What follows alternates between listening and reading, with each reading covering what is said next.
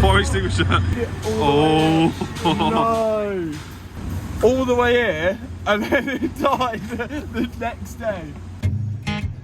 This looks like it could be the end of my first ever Gumball experience. And we only made it as far as London. But I think the Murcielago has done well to make it that far, being that we've just rebuilt the engine and most of the car weeks before. And now we find ourselves on the side of the road in London with an issue we need to solve so we can carry on our journey. Still off. The good news is, it doesn't look like oil, but the bad news, it looks like coolant. Look, it's coming up at the top. It's literally, it's dripping out from the top. It could be a hose. It could be this hose under here. On the engine, where the water pump connects to the thermostat housing, there is a small silicone hose. Now I'm hoping that this is popped off, because if it's split open, then we have an issue. The hose that just came off, we hope. When it got so hot last night, it would have expanded the hose because it's rubber. The clip stayed the same. Then it's kind of pulled the hose off. We're hoping now I've got it on and it might work. We'll see. Go for it.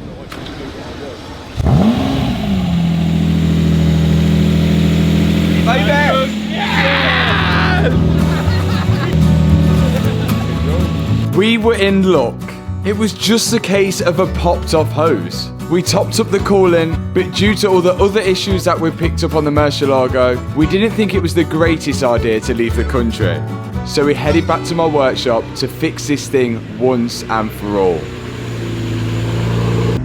Look at all the weird stuff that this car is doing. A light will come on. I think the battery is just, I think it's just not charging. I think the car is not charging the battery at all. Look, and then the light comes on. It's doing some really weird stuff right now. And I think that's what's causing a lot of the issues. And this would make sense because we fitted a new battery in the last video, but as soon as we was on the Gumball rally, we weren't able to start the car. Did you put a new battery in this? Brand new battery. Wow. So there's got to be a charging issue somewhere in the car. First thing, I'm gonna check whether we're getting any charge off the alternator. From the alternator, we should be getting around 14 volts. Getting 13 volts. So there's got to be a dodgy connection somewhere. Next up, I was going to test what faults the battery was getting. And as you all know by now, the battery is behind the wheel arch lining. 12, 25. So we're getting 12 volts to the battery. So we're losing charge somewhere. How come it would stay running if your alternator is dodgy? Because normally it's still charging it. It's still charging it, but not enough. Like it's keeping it at 12 volts and it should be at 13. The issue. This was finger tight. Oh no! Who put this on? Okay, so the cable on the alternator. Not blaming anyone, but I did put this on. It's finger tight. So I tightened the bolt to hold the alternator cable on better, but it still seems we have a charging issue. The battery is now charging at 12.7 volts, so it's a little higher, but not the high 13s that we need for the battery to charge properly. After looking at all the connections, my dad hit the jackpot. This is the kill switch. This is the kill switch which sits there, and that goes straight to the body, does it? That goes to the body, and that goes to the earth. That looks very dirty. Clean ones going on the body of the car. If the connections are dirty, I'm pretty sure we're going to have a bad earth, causing the charging issues. Reckon we fixed it. One problem. There we go. Reckon it'll start up. I don't think it's got the power in it to start it up. That was well better. I've never had it quite like that. That was well good, wasn't it? Yay! 13.2. Yeah!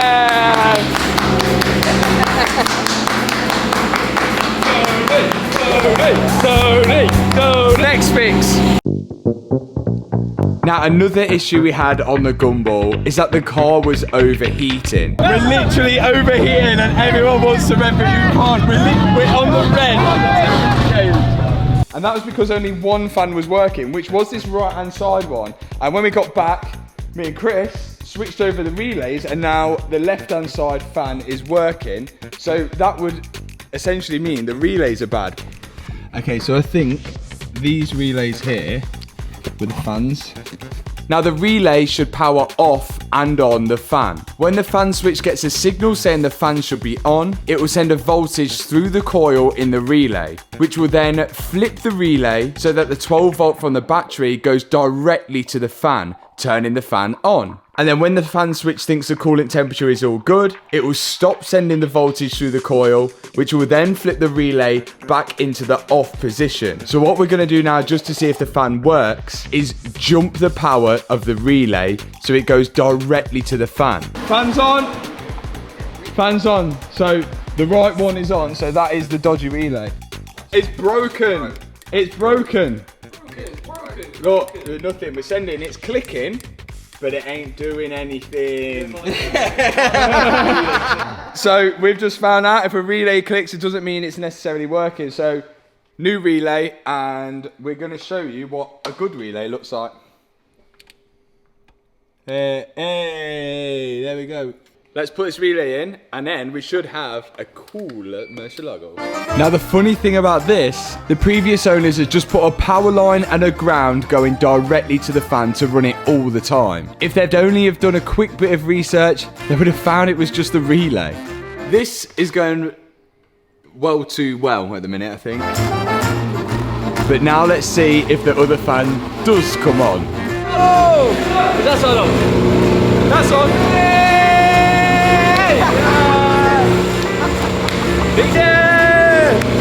If only this happened before Gumball. It's great news. Now we've been told by Ed Bolian that the early Murcielagos come with 2 keys. One to start the car, which is this one here, which looks like a shed key, and another one to open and lock the doors, which also looks like a shed key. This one does start it. The problem with this one though, it doesn't lock the car. So we can't lock it at the minute, which is not ideal. It does have central locking, but there might be an issue inside the door, and that door is obviously full of filler. So let's strip it apart and see what we can find. Not only do the doors not lock, the car thinks that they're open all the time. So when we drive down the road, we always have a warning for a passenger side door open and a driver side door open, which means the interior lights stay on all the time. So hopefully we can find something obvious behind the door card of why this issue is being caused. Is there a gaping hole in the door? There is a dent. Oh, let's have a look. So this is what the door's supposed to look like. No holes in it. And that's what that one looks like. Yeah, because this is supposed to be a circle, look. As you guys know, this door is full of primer, which says to me it's got a big dent in it. Oh, is that? So down here, there's a lot of filler. Okay, here we are. Magnet, where the dent is. But has this revealed anything obvious about the door locks? It might not lock unless the door's latch is locked. Well, actually, this is looking like it could be an easy fix. A bit of WD-40 and was getting somewhere. So this now works. I think it just needed a bit of lubrication because now the door locks. But does it have central locking? Does it have central locking? Yeah, it's got that electrical solenoid in there. That's locked. Okay, so closing it. Yes! It locked! So what was up with that? And again, ready? Opening. Yeah. So what the hell was wrong with that? Okay, ready? Yeah. Can you get in? No. Let's see if we can unlock it, else we're in trouble. Yes! I got 2 keys, one for the.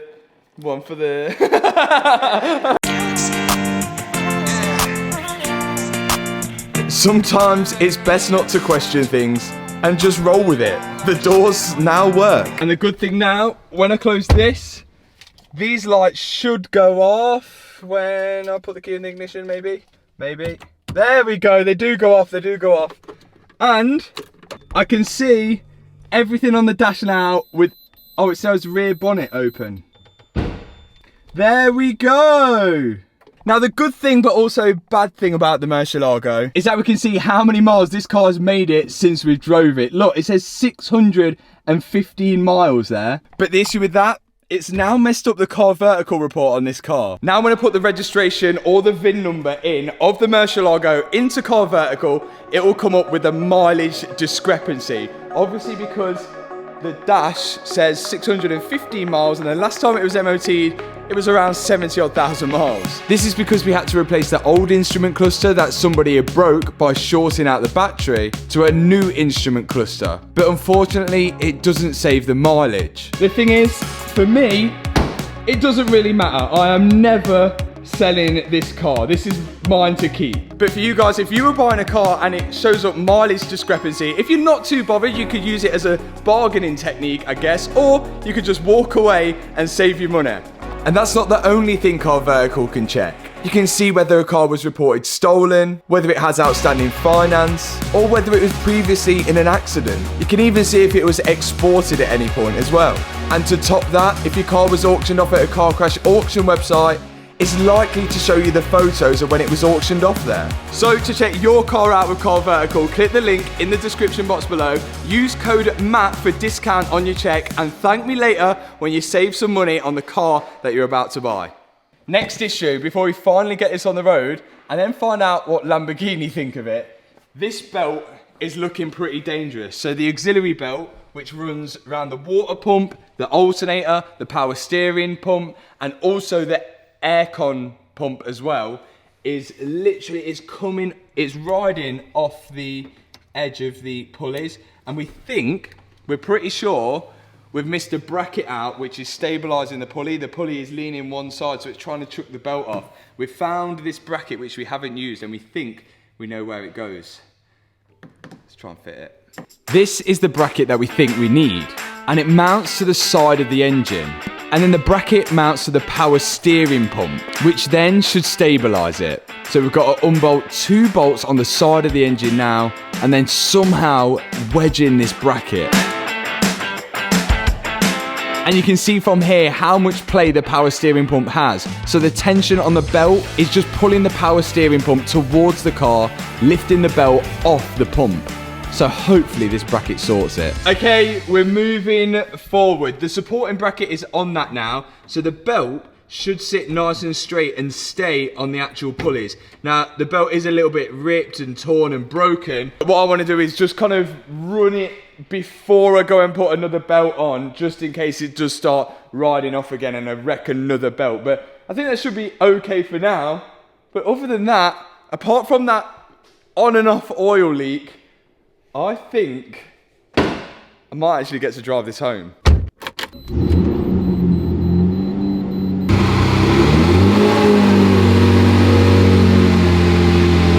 I just realised I completely forgot to check whether the belt stayed on when I started it, but it's okay, we're moving, but we seem to have accommodated an airbag light for no reason at all. But now we head to Lamborghini to see what, well, they think of the oil leak, we need to get the tracking done, and, well, a lot more. Let's get to Lamborghini.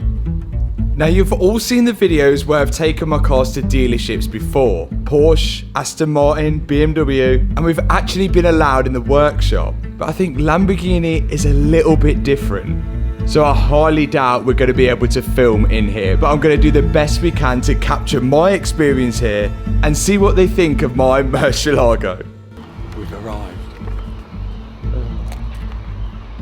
This is going to be very interesting, and it's definitely a place where it feels like maybe we shouldn't be, and this definitely doesn't look like it should be here. Look at all the nice cars. Okay, let's go check it in. This is probably the first time the Murcielago's been back to Lamborghini in over 10 years. Hello. James, how you doing? You've got an interesting one today, I'll tell you that. Geometry and four-wheel on, isn't it? Yeah, Straightforward. So. I'm wondering whether you guys could just raise it a tad on the front. I don't know if that's possible. I've got the tool for the the kit, but I don't know whether you guys will do that or not. Okay. And if the guys could plug in the diagnostic and just see why the airbag lights came on randomly, that would be good. All right. And a list of anything else that's... Fingers crossed it's something simple. Anything different, I'll ring you and let you know. Yeah, wicked. Brilliant. The tech then had to take a quick look over the car and write down the mileage for his sheet. Mileage, yes. Yeah, you'd think so, but I don't think that's a legit one. Wicked, legend, cheers mate. This is a bit different to when we go to the dealers. This is undercover dealer filming. God knows what's gonna happen to the car, but he doesn't seem very impressed. We then had a phone call the next day from Lamborghini with some bad news. The computer's gone. I mean, I'm stood next to James, the technician, and Yeah. he looks as though he's about to hit me if I ask him out to go one more time. Okay, it's 2 days later, and the car's ready to collect. I guess, like we all know, things go wrong with cars when they work on cars. Things don't go to plan. But I brought the car in on Tuesday and to do the four-wheel alignment, and apparently the machine broke yesterday, and it's also broken today. So it's not been possible to do the four-wheel alignment. And also, you probably heard the conversation that I've asked them to see if they can plug in and diagnose where that airbag fault's coming from. So we're going to find out whether they've seen anything else wrong with the car. But we might have to go get the alignment done at a later date. Let's go see what's happened, and yeah, well, we'll find out. Look at it! It fits in perfectly. Does it? I all come to collect the half green one, the Murcielago outside. Last week of the quarter, Monday my tyre machine breaks. It takes 2 days to do one wheel alignment. We finally get it through, plug yours in, and then the cameras go, no, it ain't working. James then went on to tell me all the problems the guys found in the workshop, like the front disc being lipped and scored, the AC compressor leaking, the airbag warning light on, and brake lines which were corroded. Wicked. Thanks so much for that. No worries, mate. See you guys. Appreciate it. There was also a few more problems, but let me explain. So some good news and some bad news. Bad news is we're still running on the MA alignment that we did in the Gumball Rally car park. But the good news is we do have no airbag light anymore. Check it out. No airbag light. Cheers Lamborghini, it might have just needed cancelling then, and that's obviously what the tech's done. We now have no lights on the dash, so a solid car. But we do have some feedback from a little health check that we got from Lamborghini, and let me show you it. Now the good news, this is quite small. We've got a red section here for front disc lipped and scored and rear disc lipped and scored. Seals on the aircon compressor, so it looks like that's leaking. Airbag warning light on, but as we know, the airbag warning light is off now. So I think if you mess around with the airbags on this car, or mess around taking the interior out and putting it back in, you have to have it cancelled off, else the light will stay on all the time, which is good. That's off now. A few brake pipes are corroded. It says here, clutch sometimes allows gear selection. Driver's door seal, yeah, we know the seal's a bit iffy on that. Engine oil leak. We know about this and we still are on the fence of whether we're going to take the engine out or not. And it only seems to do it when it's cold. Handbrake cable is fraying. Again, something that we could fix. It's an old handbrake cable. More hoses corroded and more brake lines corroded. But the rest is all green, which I think is actually not bad if we're thinking about Lamborghini. Like if Lamborghini have checked this over and we've actually got a lot of green ticks and a few things here and there. What would Lamborghini give this car out of 10 then? Solid 9. Thanks so much for watching this video. If you enjoyed it, hit that subscribe button, hit that thumbs up button, and I'll see you in the next video. Peace out. Tony! Great news! Like a drug that I just can't deny.